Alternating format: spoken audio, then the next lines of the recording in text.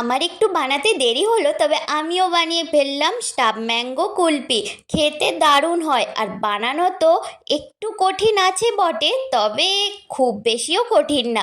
ভালো করে দুধটাকে ফুটিয়ে তাতে অনেকটা পরিমাণে পাউডার দুধ আর অল্প পরিমাণে চিনি দিয়েছি, কারণ আমগুলো খুব মিষ্টি। আর আমানদিস্তাতে চিনে বাদাম আর কাজু ভালো করে গুঁড়িয়ে দিয়ে দিলাম, সেটা দিয়েও একটু ফুটিয়ে নামিয়ে ঠান্ডা করে নিচ্ছি। এদিকে আমগুলোকে কেটে নিচ্ছি।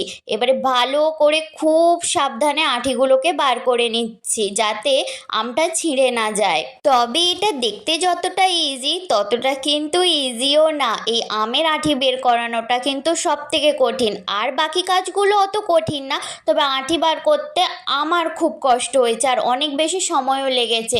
আর আঁটিগুলো বার করিয়ে আমি 2 ঘন্টা মতন আমগুলোকে ডিপ ফ্রিজে রেখে দিয়েছিলাম। তারপরে বের করে দুধের মিশ্রণটা দিয়ে 1 দিনের জন্য ডিপ ফ্রিজে রেখে ভালো করে আমের খোলাগুলো ছাড়িয়ে নিচ্ছি।